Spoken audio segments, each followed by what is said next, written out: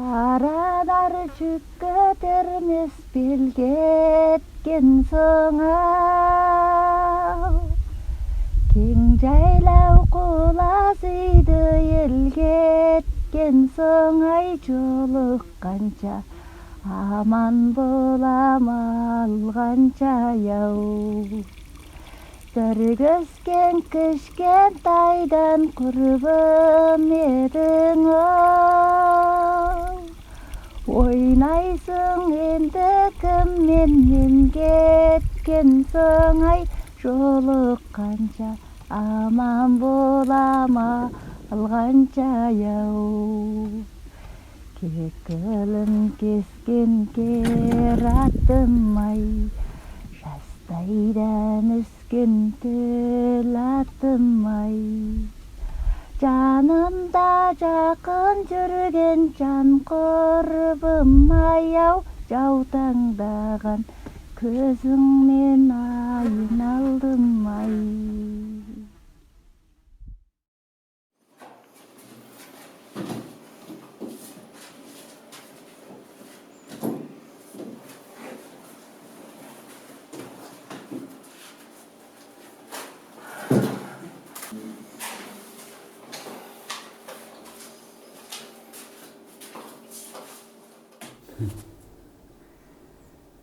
Мен Өмірбек Қасенұлы 2000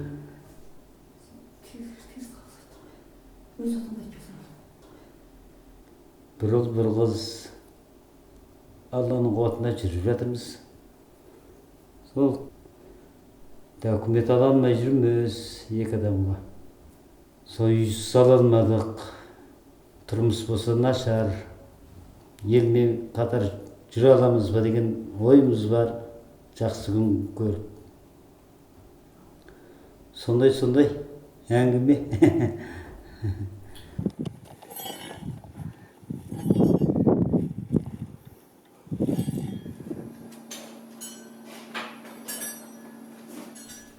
Туған жер жақсы жер әдемі.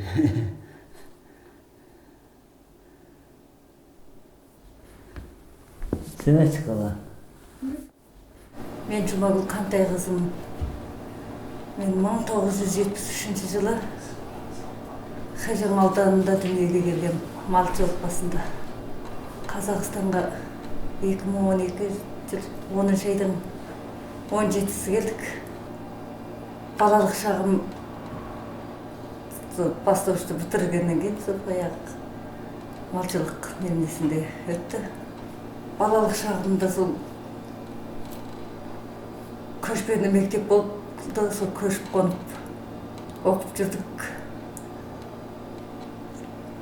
Кейін түрлі себептерден оқи алмай қалдық. Соны қоғамға араласып кеттік ертерек.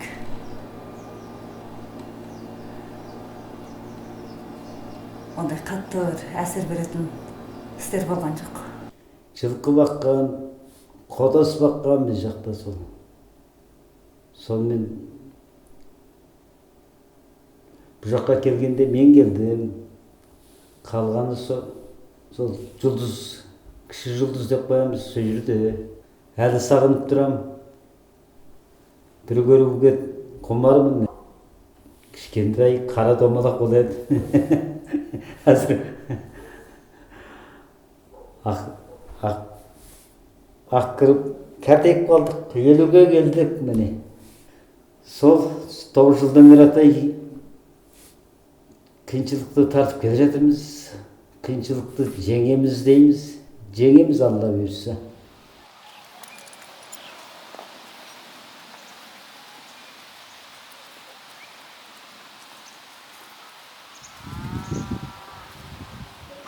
Бізге қай күн айтқанда сұхбат алады деген кісілерге келді.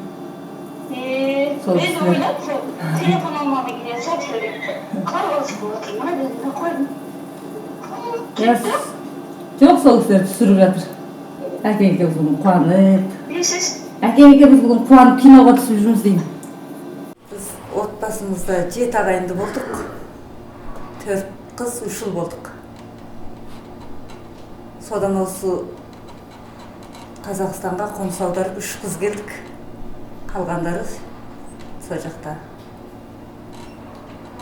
Әке шешеміз де келін ошаққа кетіп қыдырып тұратын.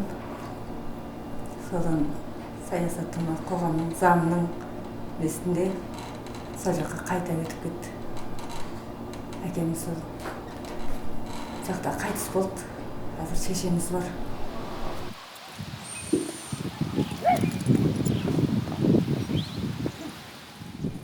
Барып келе алмаймыз. Шекара жабық деген сияқты. Ол жақтан көп бізді хабарластырмайды.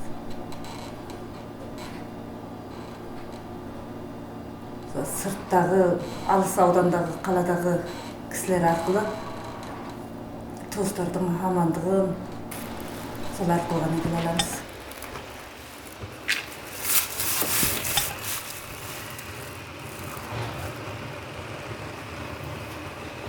Содан әйел мен балам екеуінікін ары жүрдік, бер жүрдік, адамға бердік, делдалыға бердік, бітіре алмадық. Содан биыл енді Құдай қаласа бітеді жақында. 3 жыл болды, 4 жыл болды дәукіметке жүргелі. Тапқан ақшамызды дәукіметке береміз. Бар тапқанды міне дәукіметің бітеді, әне бітеді деп делдалдарын жеді, ішті, кетті. Сонымен енді биыл бітіп қалады енді. Осы жақында алғалы жатыр ұлым. Онда енді Алланың бір сынағы шығар бізге.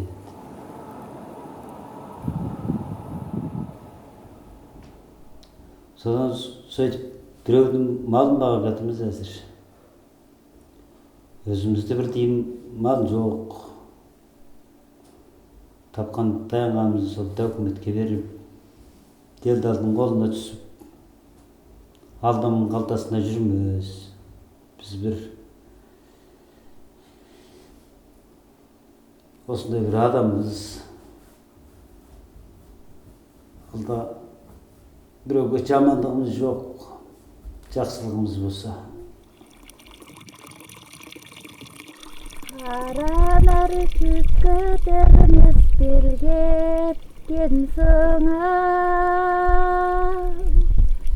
кең жайлау құлазыйды елгеткен соңай жолыққанша аман боламал қанша яу бір көскен кішкентайдан құрбым едің ау ойнайсың енді кіммен мен кеткен соңай жолыққанша аман боламал қанша яу кекілін кескен кератым-ай жастайдан өскен төлатым-ай жанымда жақын жүрген жан құрбым-ай ау жаутаңдаған көзіңнен айналдым-ай.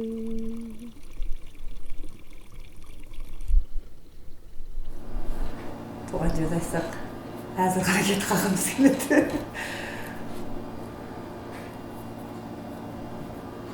Ойласақ, сол жерде туып өскен, ойнап күлген балалық шақтарымыз, туыс туғандармен болған қарым-қатынасымыз есімізге түседі. Есімізге сол ата-анамыз, туыс туғанымызды араласып жүрген кезіміз есімізге көп түседі. Арманымыз сол туыс туғанымызбен бұрынғыдай хабарласып, ең болмағанда телефондан болса да хабарласатын болсақ деп ойлаймыз. Қазақстанға келгенде ең алғашы шекарадан өте соғында қуандық. Мемлекетке келдік деп, қазақ деген мемлекетке деп. Сонымен келіп алғаннан кейін түрлі себептерден қайтадан қайтып кеткіміз келді. Қиыншылық тарттық, елге істедік. Біреудің қойын бақтық, біреудің биесін салдық деген секілді. Қарындас деген жақсы ғой. Осы жақта кісілерден біраз зорлық көрдік. Ой Қытай дегендерді талай естіп, талай құлағымызға шалды. Оған ештеңе болғанымыз жоқ. Әлі қазақтың ішінде жүрміз өніп өсіп. Соң жақсы. Әлі де қарындас бірге туғандай болып жақсы өмір сүріп келе жатырмыз міне. Алланың қалауында.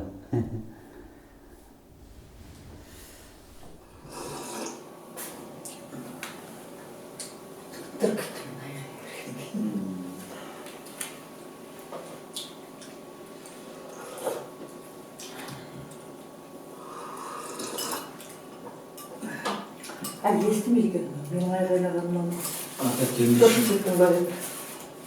Ақмылға бір келмейсің. Мен болдым, баба бізге беріп көрмейді деп. Сен айттың ба?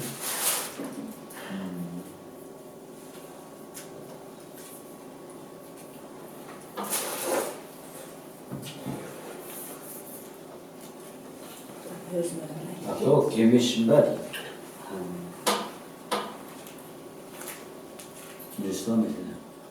Алғашқы келгенде ел танымаймыз, жер танымаймыз. Bir үйден шығып, bir үйден кіріп, түрмеге түскен адам ұқсап қалдық алғашқы. Как он сейчас кувыркаться будет? Пускай хорошенько поплаваешься. Азаматтыға аламауыздан түрлі кедергілер болды. Сонымен оны өзіміз жүріп жасата алмадық. Барған жұмысымыз бітпейді дедім. Талай барып, талай қайтып келдік. Содан өзіміз бітіре алмағаннан кейін делдалда жалдадық. Жалдасақ, кейбір кісілер ақшамызды алып қашып кетті. Таппай да қалдық. Біз документіміздің өзіне әрем қолымызға тигізіп қалдық. Әлі күнге дейін документіміз қолымызға тиген жоқ. Ой, қотыр болыпты ғой. Ауырды ғой. Аузынан не ырын ағып, не ағып, көзден. Мен бір ит өліп қалды. Қазіргі тұрмысымыз енді былайша айтқанда өлместің амалы сияқты ғой. Біреуге істейміз. Bir kişi жақсы болса, bir kişi нашар кезігеді. Кейбір кездерде істеген ақымызды да ала алмай шығып кетеміз. Кей жерде жақсы қарайды, жақсы күн көреміз. Бірақ енді сонда дағы өзіміздің еркіндігіміз де болғанымыз жақсы ғой.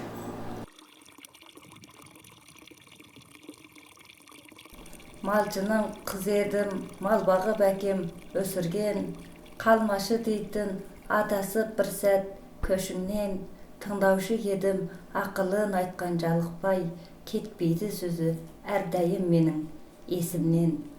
Малчының қыз едім, ой қыстап тауды жайлаған, алдына салып, төрт түлік малын айдаған, кетіп ет бізден әкеші малыс келмеске, тынышты орнап, қалғандай болды айналам.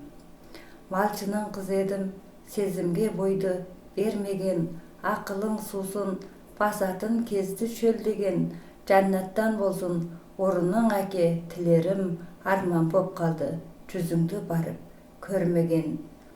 Деушедің қызым, алтыным менің қырағым, алыстан аңсап, сағындым сізді, жыладым, қапыда қалдым, жүзіңді әке көр алмай, жетсеген осы арнаған сізге жыр әнім.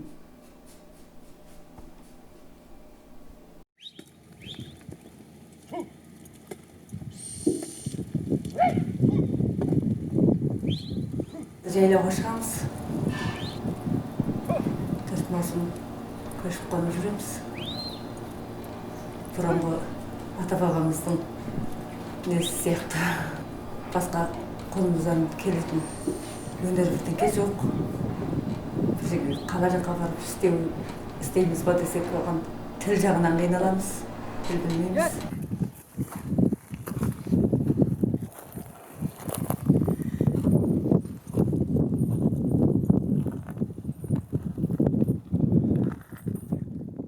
Біз жақ мына ұйғыр мемлекет қажың Қарашердегі ұйғыр көп жүр. Телефон ұрсақ, о жаққа немеміз тиіп кетеме деп ұрмаймыз. Ол кісілерде ұра алмайды. Біз жаққа төте телефон ұрғызбайды. Сөйлесе алмаймыз. Сөйлесіп өздеріңіз сияқты әңгімелесіп отырсақ жақсы ғой ол. Сағынышымыз әлі ойымыздан кетпейді. Сол басқа пікірім жоқ.